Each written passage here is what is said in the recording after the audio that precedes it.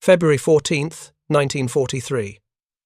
The broken terrain east of Sidi Bou Zid, Tunisia. Private First Class Robert Palmer of the 168th Infantry Regiment, 2nd Battalion, pressed himself into a shallow depression in the rocky soil, his hands trembling as he loaded the M6 rocket into the rear of his M1A1 Bazooka. 200 yards away, a German Tiger tank advanced down the dusty road, its 88mm gun traversing slowly, searching for targets. Palmer's squad leader had told him the Bazooka could engage at ranges up to 400 yards, according to the ladder site graduations. But Palmer had also heard the rumours from soldiers who had already faced German armour in North Africa. "Get close," they said. "Real close. 30 yards if you can. Maybe 50. The shaped charge needs to hit square, needs full velocity, needs luck." If you're enjoying this deep dive into the story, hit the subscribe button and let us know in the comments from where in the Thai world you are watching from today. The Tiger drew closer. 150 yards now. Palmer's loader, Private Eugene Kowalski, crouched behind him, face pale. They had never fired the weapon in combat before. Their training back in the States had been minimal. A few practice rounds at stationary targets, lectures about shaped charges and standoff distances that now seemed abstract and useless. At 100 yards, Palmer's hands steadied, not from courage, but from the grim realization that if he didn't fire soon, the Tiger's bow machine gun would find them, or worse, the main gun would reduce their position to smoking rubble. He squeezed the trigger. The electrical circuit closed. The rocket motor ignited with a sharp crack and a bloom of white smoke that instantly revealed their position. The M6 rocket arced toward the Tiger, its pointed nose glinting in the North African sun. Palmer watched, breath held, as the projectile struck the Tiger's frontal glacis plate at an oblique angle. The rocket deflected upward, detonating harmlessly against the sky. The Tiger's turret swung toward the smoke trail with terrible, mechanical precision. Palmer and Kowalski were already running, scrambling through the rocks as the 88mm gun fired. The high-explosive shell impacted where they had been seconds before, showering the area with rock fragments and concussive force. They survived the first encounter with German heavy armour. The Bazooka had failed. The Tiger continued its advance, untouched, invulnerable, a 57-ton fortress of steel that American infantry had no effective means of defeating. This moment, repeated across countless engagements in Tunisia, Sicily, Italy, France, and Germany, revealed a truth that American military planners had been slow to acknowledge. The weapon that soldiers called the Bazooka, officially designated the 2.36-inch rocket launcher M1, was never designed to engage heavy tanks at extended ranges. It was never intended to be fired from 300 yards. It was, in the harsh reality of combat, a weapon of desperation that required American soldiers to approach within distances where German tank machine guns and supporting infantry could kill them with ease. The story of how American infantry learned to fight German armour is not one of technological superiority or comfortable engagement ranges. It is a story of courage born from necessity, of tactics developed through bitter experience, and of the psychological impact that even an inadequate weapon could have when employed by soldiers willing to accept catastrophic risks. The question the title poses, whether bazookas firing from 300 yards stunned the Germans, must be examined honestly. The answer reveals both the mythology of wartime propaganda and the brutal reality of infantry combat against armour. In early 1943, the United States Army faced a crisis in anti-tank doctrine that threatened to undermine infantry effectiveness across all theatres. American planners had anticipated encountering German medium tanks like the Panzer III and Panzer IV, vehicles with armour protection that existing American weapons could penetrate. Intelligence estimates had grossly underestimated both the thickness of German armour and the speed with which Germany would deploy heavy tanks to active combat zones. The Tiger I, designated Panzerkampfwagen VI Tiger Ausf I by German forces, entered combat in Tunisia in November 1942. The vehicle mounted 100mm of frontal armour on the hull, with the turret front protected by 110mm of homogeneous steel. Side armour measured 80mm. The armor was not sloped like Soviet or later German designs, but the sheer thickness provided formidable protection against most Allied weapons. American infantry had been issued the M1 Bazooka, beginning in 1942. The weapon consisted of a steel tube, approximately 5 feet in length, open at both ends, equipped with basic iron sights, a shoulder rest, and an electrical firing mechanism, powered by batteries. The rocket itself, designated M6 and later improved as M6A1, carried 8 ounces of pentalite explosive in a shaped charge warhead. In laboratory tests under ideal conditions, the warhead could penetrate approximately 3 inches of armor plate. 3 inches. The Tiger's side armor was just over 3 inches thick. The Tiger's frontal armor was nearly 4 inches thick. On paper, the Bazooka possessed barely sufficient capability to defeat a Tiger from the side, if the rocket struck at exactly 90 degrees, if the warhead functioned perfectly, if the armor contained no hardening that increased effective resistance. These conditions rarely existed in combat. The doctrine for bazooka employment, as taught in training camps across the United States, emphasized concealment, target selection, and engagement of vulnerable areas. Training manuals showed diagrams of tanks with arrows pointing to side armor, rear plates, engine compartments. The implied message was clear. Bazookas gave infantry a means to fight armor. What the manuals failed to adequately convey was the actual distance at which a shaped charge warhead retained sufficient effectiveness, and the terrifying vulnerability of infantry attempting to position themselves for optimal shots. The first American troops to land in North Africa during Operation Torch in November 1942 carried bazookas with minimal training and less combat experience. The weapons saw limited use in the initial phases of the campaign, as most fighting involved Vichy French forces equipped with obsolete armor. When American units first encountered German tanks in December 1942 and January 1943, the inadequacy of both the weapon and the doctrine became immediately apparent.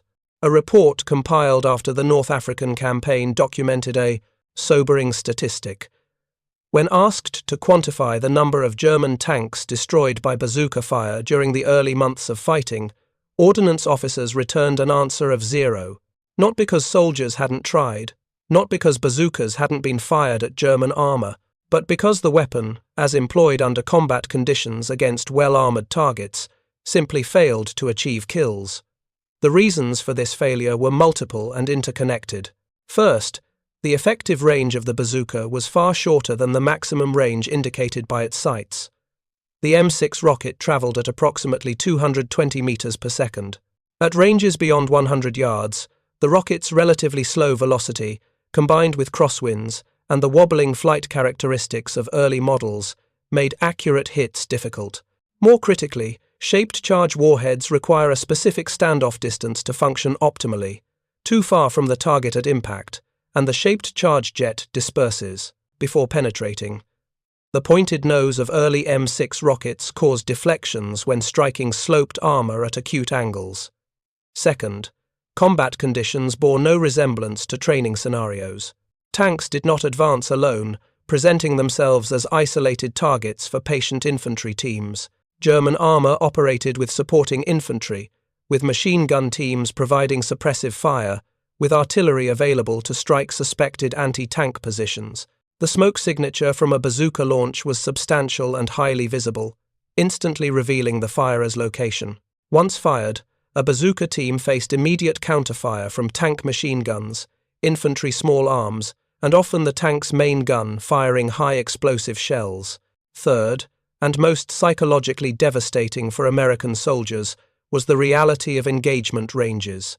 To achieve a reasonable probability of penetrating German armor, bazooka teams needed to approach within ranges where they could be seen, targeted, and killed before firing.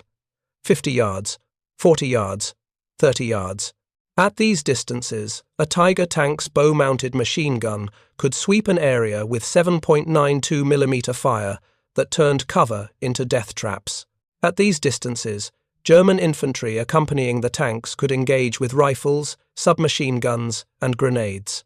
The Battle of Sidi Bou Zid, on February 14th through 16th, 1943, demonstrated these problems with brutal clarity. Combat Command A of the 1st Armoured Division, supported by elements of the 168th Infantry Regiment, occupied defensive positions on hilltops overlooking the valley. German forces attacked with approximately 200 tanks, including at least a dozen Tigers from Schwer Panzerabteilung 504. American infantry armed with bazookas attempted to engage the advancing German armour. The results were catastrophic. Soldiers firing from positions on the hilltops found that ranges exceeded 150 yards, too far for shaped charges to function reliably even when hits were achieved. Infantry that attempted to descend from the hills to close the range were caught in open ground by German machine gun fire and artillery. Those who reached firing positions and successfully launched rockets watched in horror as warheads deflected from sloped armour or failed to penetrate even when striking flat plates. German tank commanders quickly learned that American bazookas posed minimal threat at any range beyond point blank. Tiger crews advanced confidently, knowing that their armour would defeat the small-diameter American rockets. The psychological impact on American infantry was severe. Soldiers who had been told the bazooka gave them anti-tank capability discovered that the weapon was nearly useless against the heaviest German armour and marginally effective even against medium tanks when fired under combat stress at realistic ranges. The defeat at Sidi Bou Zid forced a comprehensive reassessment of American anti-tank capabilities. General George S. Patton, who assumed command of the Second Corps after the battle, ordered his staff to provide honest evaluations of all weapons systems. The reports concerning bazookas were damning. Officers noted that soldiers had lost confidence in the weapon. Training was inadequate. Doctrine was unrealistic. The weapon itself required improvements in rocket design, sighting systems, and most critically, in the basic understanding of how shaped charges functioned. In the months following Sidi Bou Zid, American ordnance engineers worked to address the bazooka's most obvious deficiencies. The pointed nose of the M6 rocket, which caused deflections when striking armour at oblique angles, was replaced with a blunted, rounded nose on the M6A3 variant, introduced in late 1943. This modification improved target effect at shallow impact angles, reducing the tendency for rockets to ricochet. The circular fin assembly was redesigned to improve flight stability. More significantly, the M9 launcher replaced the earlier M1 and M1A1 models beginning in October 1943. The M9 could be broken down into two sections for easier transport, particularly important for airborne troops. The electrical firing system was replaced with a magneto-sparker operated through the trigger, eliminating the unreliable batteries that had caused numerous misfires in combat. The iron sights were eventually replaced with optical reflector sights that improved target acquisition. These improvements made the bazooka more reliable and somewhat more effective, but they could not change the fundamental physics of shaped charge warheads or the tactical reality of infantry anti-tank combat. The M6A3 rocket, firing from the improved M9 launcher, could penetrate 3.5 to 4 inches of armour plate under test conditions. This remained marginally sufficient against Tiger side armour and inadequate against frontal protection. The weapon still required infantry to close to ranges where German defensive fire was overwhelmingly lethal. American tactical doctrine evolved slowly, shaped by accumulated combat experience rather than theoretical planning. By mid-1943, field manuals began to reflect the hard lessons learned in North Africa. The new guidance emphasized that bazookas were primarily defensive weapons, to be used when tanks threatened to overrun infantry positions. Offensive use against prepared armour required careful planning, extensive reconnaissance, and acceptance of high casualty rates among bazooka teams. General Patton articulated this doctrine in a letter dated May 20, 1944, writing to a colleague, "The purpose of the bazooka is not to hunt tanks offensively, but to be used as a last resort in keeping tanks from overrunning infantry. To ensure this, the range should be held to around 30 yards. 30 yards, not 300 yards, not even 100 yards. 30 yards, 9 meters. The distance across a typical residential street. At 30 yards, a soldier with a bazooka could see the individual rivets on a Tiger's armor, could hear the diesel engines rumble, could watch the tank commander's head rotating in the cupola. At 30 yards, that same tank commander could see the soldier, could direct machine gun fire with pinpoint accuracy, could order the main gun depressed to fire directly at the infantry position. This was the reality of American infantry anti-tank combat through most of World War II. Not the comfortable long-range engagement suggested by weapon sights marked out to 400 yards. Not the clean kills depicted in training films, but desperate, close-quarters fighting where survival often depended more on luck and terrain than on weapon effectiveness or tactical skill. If you find this story engaging, please take a moment to subscribe and enable notifications. It helps us continue producing in-depth content, like this. The Allied invasion of Sicily in July 1943 provided American infantry with new terrain, new challenges, and the first documented instance of a bazooka achieving what had seemed impossible, the destruction of a Tiger tank. The circumstances of this kill reveal both the potential and the severe limitations of the weapon when confronted with Germany's heaviest armour. July 10, 1943. The coastal town of Gela, Sicily. Elements of the 1st Infantry Division had landed hours earlier, securing a precarious beachhead against Italian coastal defences. German commanders, recognizing the threat, committed Schwere Panzerabteilung 504 to counterattack before American forces could consolidate their positions. Among the Tigers dispatched was Vehicle No. 213, crewed by experienced tankers who had fought in Tunisia and understood the weakness of American anti-tank capabilities. The Tiger advanced down a narrow street, its commander confident that American bazookas posed no significant threat to his vehicle's frontal armour. Buildings rose on either side, their upper stories damaged by naval bombardment, but still providing concealment for defending infantry. Private James Henderson of Company A, 16th Infantry Regiment, occupied a second-story room overlooking the street, his M1A1 bazooka loaded with an M6A1 rocket. Henderson watched the Tiger approach. The street's narrowness meant the tank had no room to maneuver, had to advance straight down the corridor formed by buildings. The commander's hatch was closed. The bow machine gunner swept the lower floors with periodic bursts, but the elevation angle prevented him from targeting upper stories effectively. Henderson waited, calculating angles not from training, but from instinct born of desperation. At approximately 40 yards, Henderson aimed not at the glacis plate or turret, but at the driver's vision port, a narrow horizontal slot protected by armoured glass, steel shutters, but representing a small area where armour thickness was compromised to allow forward visibility. He fired. The M6A1 rocket, travelling at over 200 metres per second, struck the vision port at almost perfect perpendicular angle. The shaped charge warhead detonated. The focused jet of molten metal and explosive force penetrated through the vision slot into the driver's compartment. The Tiger lurched to a halt, its driver killed instantly.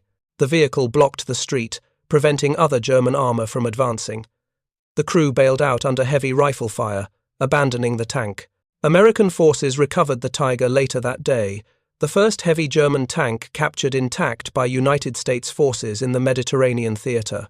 Examination revealed the single bazooka hit through the vision slot, a lucky shot that exploited a tiny vulnerability from an elevated firing position at close range against a target that could not maneuver. This single success, though, celebrated in after-action reports and used in training materials to demonstrate that Tigers could be defeated, actually highlighted the extreme difficulty of employing bazookas against heavy armour. Henderson had fired from a concealed position the tank could not effectively engage. He had struck a vulnerable point that represented less than 1% of the Tiger's frontal profile. He had engaged at 40 yards, well within the range where most bazooka teams were killed before firing. And critically, the Tiger had been forced into terrain that eliminated its mobility advantage. American ordnance officers studying the Sicily engagement recognized that bazookas could destroy Tigers, but only under circumstances that rarely existed in combat. The weapon required soldiers to achieve positioning that was often suicidal to reach, to identify and target vulnerabilities that were difficult to see under combat stress, and to fire from ranges where discovery meant immediate death. Sicily kill was an exception that proved the rule. Bazookas were desperately inadequate weapons for infantry anti-tank defense. Yet, despite their inadequacy, bazookas began to have psychological impact on German tank crews that exceeded their actual lethality. The weapon's mere presence forced German armor to operate more cautiously, to maintain greater distances from suspected American infantry positions, to avoid terrain where close-range ambushes could occur. This psychological effect developed gradually through repeated engagements across multiple theaters. Lieutenant Hans Müller, a Tiger commander with Schwerpanzerabteilung 501, wrote in his diary after fighting in Italy in late 1943, "The American rocket launchers are primitive weapons that rarely penetrate our armor, but they appear everywhere, fired from rubble, from windows, from roadside ditches. Each launch creates smoke that reveals the position, allowing us to eliminate the threat. Yet more appear." The Americans seem willing to die using these weapons, and occasionally they succeed. We have learned to keep infantry close, to avoid narrow streets where we cannot maneuver, to fire high explosive at any suspected position before closing distance. The psychological burden of knowing that somewhere ahead, American soldiers are waiting with these weapons affects crew performance more than the actual damage they inflict. This German perspective illuminates a crucial aspect of bazooka effectiveness that transcends pure statistics of tanks destroyed. The weapon forced German armor to modify tactics, to slow advances, to coordinate more carefully with supporting infantry. These modifications reduced German operational tempo, allowed American forces time to establish defensive positions, and occasionally permitted American tank destroyers or artillery to engage German armor that had been slowed or channeled by fear of bazooka ambushes. The Italian campaign, beginning with the Salerno landings in September 1943 and continuing through the long, grinding advance up the peninsula, provided American infantry with diverse terrain that occasionally favored bazooka employment. The mountainous geography, narrow valleys, and medieval towns created engagement environments where German armor lost mobility advantages and American infantry could position themselves to exploit Tiger vulnerabilities.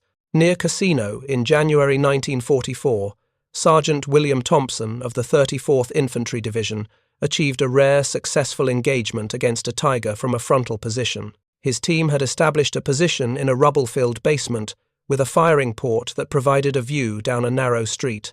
When a Tiger advanced toward his position, Thompson waited until the vehicle was less than 20 yards away, then fired 3 M6A3 rockets in rapid succession at the lower glacis plate, where it met the suspension. The first rocket deflected off the sloped armor. The second struck at a favorable angle and partially penetrated, damaging the transmission housing. The third rocket, fired as the Tiger attempted to reverse, struck the final drive housing on the left side, immobilizing the vehicle. The crew abandoned the tank when American infantry threatened to assault with satchel charges. Thompson's success came from exceptional discipline, perfect positioning in terrain the Tiger could not avoid, and willingness to continue firing even as the tank's machine gun raked his position, wounding his loader. These isolated successes became the basis for revised training programs in late 1943 and early 1944. American infantry learned to employ bazookas as part of integrated anti-tank teams rather than as standalone weapons. A typical team included 2 bazooka gunners with loaders, several riflemen to provide suppressive fire against German infantry, and if possible, a towed 57mm anti-tank gun positioned to engage German armor at longer range, while bazookas waited in ambush positions for close-range shots. The doctrine emphasized patience and fire discipline. Bazooka teams were instructed to allow tanks to close within ranges where shaped charges would function optimally, typically 30 to 50 yards, before engaging. Teams were taught to identify vulnerabilities: vision ports, turret rings, engine deck louvers, final drive housings. Most critically, teams learned to coordinate fire, with multiple bazookas engaging the same target simultaneously to increase probability of achieving a disabling hit. General Omar Bradley, commanding First Army during the Normandy campaign, incorporated these lessons into his pre-invasion planning. His staff estimated that German counterattacks would include Tiger and Panther tanks that American Shermans could not reliably defeat frontally. Infantry would need to be prepared to engage heavy armor using bazookas and other close-range weapons. Special emphasis was placed on training for urban combat and hedgerow fighting, terrain types where bazookas could be employed from concealed positions at effective ranges. The Normandy invasion, June 6, 1944, saw thousands of American infantry equipped with M9 bazookas landing on beaches and dropping by parachute inland. The weapon's performance in the subsequent weeks of fighting demonstrated both improvements from earlier campaigns and continuing fundamental limitations. In the close terrain of the Norman bocage, where hedgerows divided fields into small compartments and tanks could not maneuver freely, bazookas achieved occasional successes against German armor, yet casualty rates among bazooka teams remained catastrophically high. Private Robert Garcia of the 29th Infantry Division recorded his experience engaging a Panther tank near St. Lo in July 1944. We had been told the new rockets could penetrate Panthers from the side. My team set up in a sunken road, waiting for German armor we knew was advancing toward our position. When the Panther appeared, it was moving faster than we expected, maybe 15 miles per hour. I fired at the side armor at maybe 60 yards. The rocket hit but just sparked off without penetrating. The Panther's commander spotted our position instantly from the smoke. The bow gunner opened fire with the machine gun. My loader was killed instantly. I fired a second round as the turret traversed toward us. This one penetrated the engine deck, starting a fire. We ran before the main gun could engage us. Out of our 4-man team, 2 dead, 1 wounded. We got the kill, but the cost was terrible. Garcia's account captures the brutal arithmetic of bazooka combat. Even successful engagements often resulted in casualties among the attacking team. The weapon's smoke signature betrayed positions immediately. The time required to reload, typically 10 to 15 seconds under combat stress, meant that teams rarely survived to fire multiple shots unless terrain provided exceptional cover. The psychological toll on soldiers tasked with anti-tank duties was severe, as they understood that engaging armor meant accepting high probability of death or wounding. Yet soldiers continued to employ bazookas because the alternative, allowing German armor to operate unopposed, was strategically unacceptable. American infantry doctrine held that all units must possess organic anti-tank capability, even if that capability came at terrible cost. Every infantry battalion included an anti-tank platoon, equipped with bazookas and towed anti-tank guns. Every rifle company had bazooka teams integrated into its structure. This organizational commitment reflected hard-learned lessons from North Africa and Italy. Infantry without anti-tank weapons would be overrun by armor. The German perspective on American bazooka employment evolved throughout the war. Early contempt for the weapon's limited penetration gave way to grudging respect for American willingness to employ it at suicidal ranges. Oberst Hans von Luck, commanding a panzer regiment in Normandy, wrote in his memoirs, "The American infantry soldier, though often poorly trained by our standards, demonstrated courage that we had to admire. Their Panzerschrecks, as we called the American launchers, were inferior to our own weapons, yet they used them with determination we had not expected. We learned to be cautious in terrain where these weapons could be employed, even though we knew they could rarely penetrate our frontal armor. The Americans seemed willing to trade casualties for tactical results in ways that surprised us. This German acknowledgement that bazookas influenced tactical decisions despite limited lethality validates the weapon's strategic importance. American infantry, armed with inadequate weapons and forced to engage at ranges where survival was unlikely, nonetheless affected German armored operations through sheer determination. The psychological impact of knowing that American soldiers would attempt close-range attacks, even against overwhelming odds, forced German commanders to be more cautious, to commit more resources to combined arms operations, to avoid situations where their armor might be isolated and vulnerable. The Battle of the Bulge in December 1944 presented American infantry with their greatest test against German armor. The German offensive committed hundreds of tanks, including significant numbers of Tiger IIs and Panthers, against American forces that were often isolated and lacking artillery or tank destroyer support. Bazooka teams fought desperate defensive actions, attempting to slow German advances long enough for reinforcements to arrive. At Bastogne, where the 101st Airborne Division held a critical road junction under siege, bazooka teams engaged German armour from prepared positions within the town. The close-range urban fighting negated some of the Tigers' advantages, forcing them to advance down streets where American infantry could fire from buildings and cellars. The bazookas rarely achieved kills, but damaged tracks, destroyed vision ports, and created psychological pressure that slowed German attacks. Staff Sergeant Francis Baker, fighting with the 101st at Bastogne, recorded an engagement on December 23rd. A Panther approached our position from the east. We had 4 bazooka teams positioned to engage from different angles. As the tank came within 70 yards, we all fired simultaneously. I saw at least 2 hits on the side armour. Neither penetrated.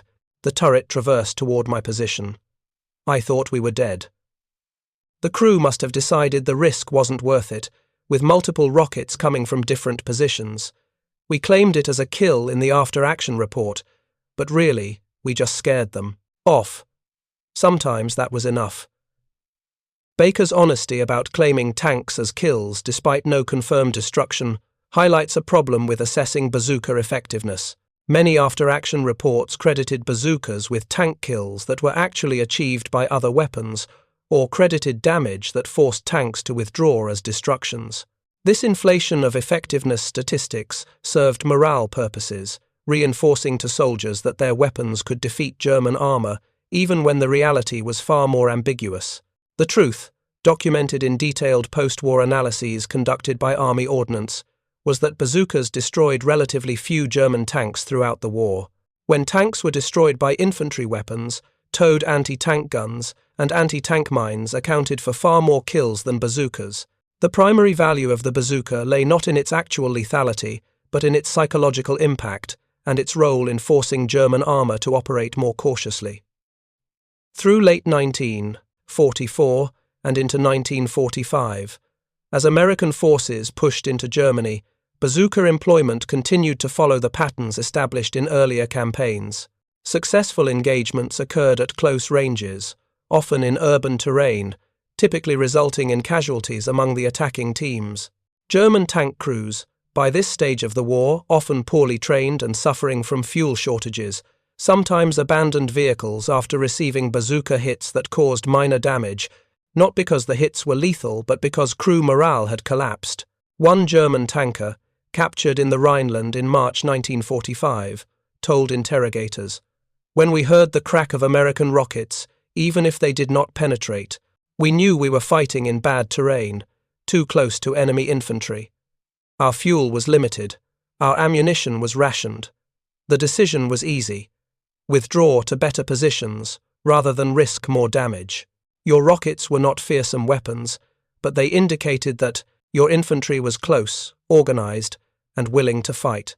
That was more important than the rockets themselves."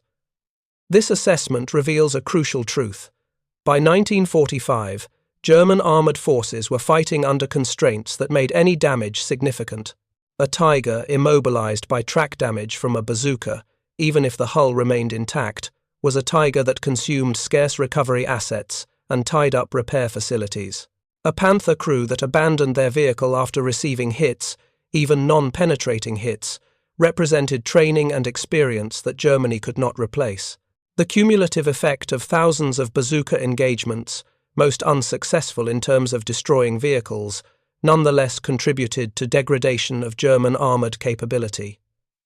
Yet through all of this combat, through all the desperate close-range engagements, through all the tactical evolution and doctrinal refinement, one fact remained constant.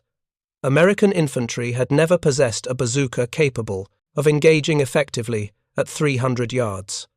The maximum effective range remained approximately 100 to 150 yards for the M9 firing M6, A3 rockets, and optimal engagement range remained 30 to 50 yards, according to field experience and official doctrine. Then, in April 1945, as the European war entered its final month, a new variant appeared: The M18 Bazooka. Manufactured from aluminum alloy to reduce weight, the M18 retained the 2.36-inch caliber and fired the same M6A3 rockets as earlier models. But improved design and lighter construction increased the practical range to approximately 300 yards.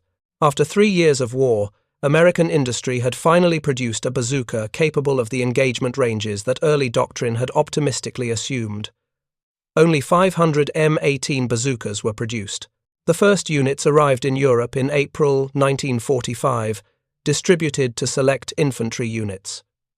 By the time soldiers received training on the new weapon and prepared to employ it in combat, German resistance was collapsing. The weapon that could finally engage at 300 yards, that could give American infantry the standoff capability they had desperately needed since Tunisia, arrived too late to affect the war's outcome.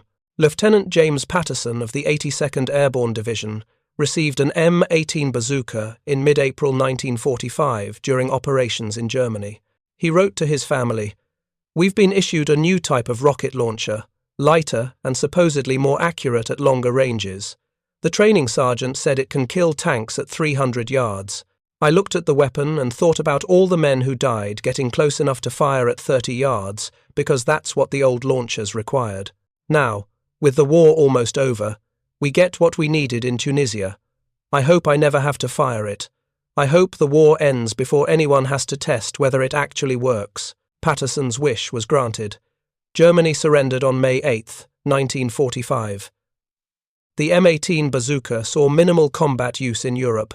Most of the 500 units produced remained in storage or were shipped to the Pacific Theater, where they saw limited employment against Japanese fortifications in the final months before Japan's surrender in August. The weapon that could engage at 300 yards, that validated the optimistic range markings on earlier bazooka sites, that demonstrated American industry's ability to improve weapons based on combat feedback, arrived 3 years too late to save the lives of soldiers who had died attempting to fight tigers and panthers with inadequate tools. The post-war assessment of bazooka effectiveness made sobering reading for military planners.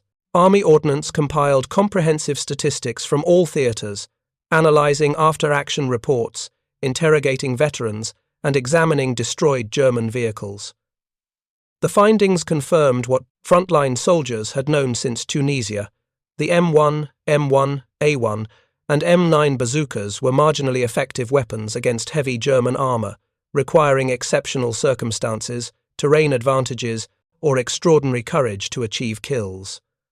Of approximately 1,347 Tiger tanks produced during the war, American forces encountered only a fraction in combat.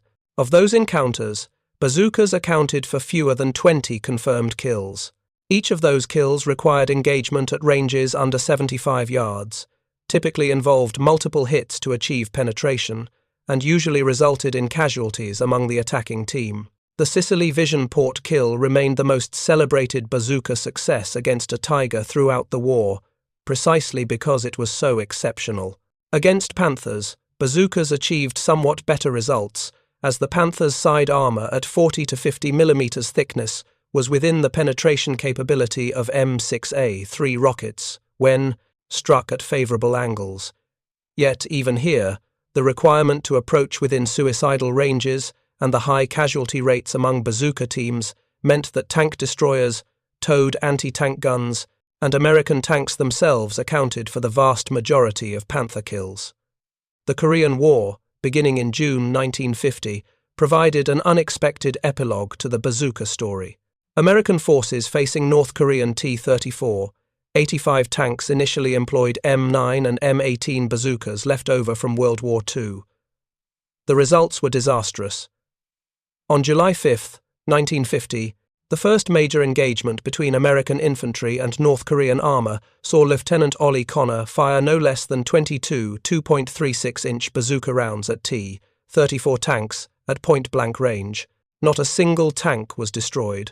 All shots hit, but none penetrated. The shaped charge warheads that had struggled against Tigers and Panthers proved completely inadequate against T-34 armor.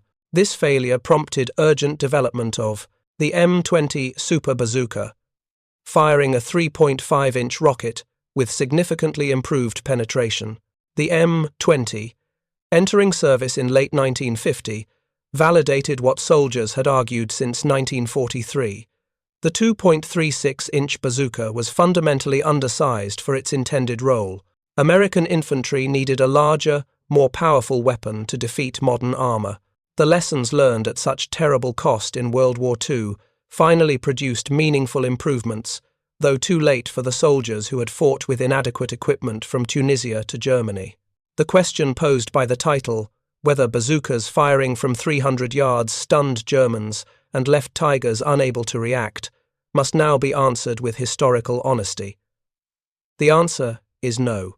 American infantry never possessed bazookas capable of engaging effectively at 300 yards during the period when such capability would have mattered. The M18 variant that could reach such ranges arrived in April 1945, too late to effect combat against German armor. Throughout the war, American soldiers fought Tigers, Panthers, and other German tanks with weapons that required them to close to ranges where death was the likely outcome of engagement. What did stun the Germans was not the bazooka's range or penetrating power, but the determination of American infantry to employ these inadequate weapons at suicidal distances. German tankers, accustomed to Soviet anti-tank rifles and early war infantry weapons, were surprised by American willingness to attempt close-range attacks, even when success seemed unlikely. This determination, born from doctrine that demanded all infantry units possess anti-tank capability, and sustained by soldiers who understood they had no choice but to fight, forced German armor to modify tactics and accept reduced operational tempo. The psychological impact of bazookas exceeded their actual lethality. German commanders learned to avoid terrain where bazookas could be employed effectively. German tank crews learned to maintain greater caution when advancing through areas where American infantry might be concealed. German tactical planning learned to account for the possibility that American soldiers would attempt desperate anti-tank attacks, even knowing that survival was improbable. These modifications to German behavior, though subtle, accumulated across thousands of engagements to degrade German armored effectiveness. But these psychological victories came at catastrophic human cost. Thousands of American soldiers died or were wounded, attempting to engage German armor at ranges where machine gun fire and high explosive shells made survival unlikely. Bazooka teams suffered casualty rates that approached those of front-line assault infantry, with some units experiencing complete turnover of personnel every few weeks. The weapon that was supposed to give infantry anti-tank capability instead became a symbol of the terrible price. American soldiers paid to fight with equipment that was inadequate for the threats they faced. The story of American bazookas in World War II is not one of technological triumph or comfortable engagement ranges. It is a story of soldiers who understood their weapons were inadequate, but employed them anyway because doctrine demanded it and necessity required it. It is a story of courage measured in yards closed under fire, of determination to continue fighting even as teammates died beside them, of small victories purchased at prices that retrospective analysis shows were far too high. The mythology that grew from wartime propaganda, suggesting that bazookas could engage tanks at hundreds of yards, served morale purposes during the war, but obscured the brutal reality of infantry anti-tank combat. American soldiers did not stun German Tigers by firing from 300 yards. They died at 30 yards, attempting to exploit tiny vulnerabilities in vehicles that were nearly invulnerable to their weapons. The few who succeeded became heroes. The many who failed became casualties, whose sacrifices enabled later tactical successes, but demonstrated the terrible cost of fighting with inadequate tools. The M18 bazooka, arriving in April 1945 with its genuine 300-yard capability, stands as testament to both American industrial capability and the tragedy of timing. American industry could eventually produce weapons that met tactical requirements, but the process of identifying deficiencies, designing improvements, testing prototypes, and ramping production to meaningful scales consumed years. The soldiers who needed 300-yard capability in Tunisia in February 1943 received it in Germany in April 1945, a 26-month gap during which thousands died, attempting to do at 30 yards what the improved weapon could accomplish at 10 times that distance. This gap between need and capability, between doctrine and reality, between promised performance and actual effectiveness, characterized much of American equipment development during World War II. The bazooka was not unique in requiring multiple combat iterations to achieve adequate performance. But few weapons systems demonstrated the gulf between initial expectations and combat reality as starkly as the 2.36-inch rocket launcher that soldiers were told could stop tanks, but which required them to die trying. The final irony is that by the time American infantry possessed bazookas capable of 300-yard engagements, German armor had largely disappeared from battlefields. Fuel shortages, strategic bombing of production facilities, and unsustainable loss rates meant that encounters with Tigers and Panthers became rare in the war's final weeks. The weapon arrived when it was no longer needed, a monument to industrial achievement that came too late to save the soldiers who needed it most. When German Field Marshal Wilhelm Keitel signed the Instrument of Surrender on May 8, 1945, American infantry still carrying World War II bazookas could reflect on 3 years of desperate combat against armor their weapons could barely damage. They had fought with determination that exceeded their equipment's capabilities. They had closed to ranges where death was probable to achieve hits that were rarely lethal. They had developed tactics that exploited every tiny advantage terrain and surprise could provide. They had forced German armor to fight more cautiously despite possessing weapons that German tankers rightly viewed as inadequate. But they had never, except in the war's final days with a weapon produced in numbers too small to matter, fired from 300 yards. They had never stunned Tigers with long-range precision fire. They had never possessed the comfortable standoff capability that the title suggests. They fought at 30 yards, not 300. They died in numbers that, post-war analysis shows, were preventable. Had proper equipment been available sooner, their courage was exceptional. Their weapons were not. This is the truth that must be told when examining American infantry anti-tank combat in World War II. Not the mythology of long-range rocket fire stunning German armor, but the reality of soldiers advancing under fire to within distances where shaped charges might penetrate, knowing that most would not survive to see whether their rockets succeeded. The title poses a question about 300-yard engagements. History provides an answer written in casualty reports from Tunisia, Sicily, Italy, France, and Germany. American infantry fought German Tigers at 30 yards with weapons that barely worked, and they paid for every small victory with blood that could have been spared had the M18 arrived in 1943 instead of 1945. That is the story. Not of technological superiority or comfortable combat, but of men who fought with inadequate tools because they had no choice, who died attempting to do what doctrine demanded, even when equipment capabilities made success unlikely, and who ultimately contributed to Allied victory not through weapon effectiveness, but through determination that exceeded all reasonable expectations. The bazookas did not stun the Germans from 300 yards, but the soldiers who carried them to within 30 yards, knowing the likely cost, demonstrated courage that deserves remembrance free from the distortions of propaganda and mythology. Thank you for watching. For more detailed historical breakdowns, check out the other videos on your screen now, and don't forget to subscribe.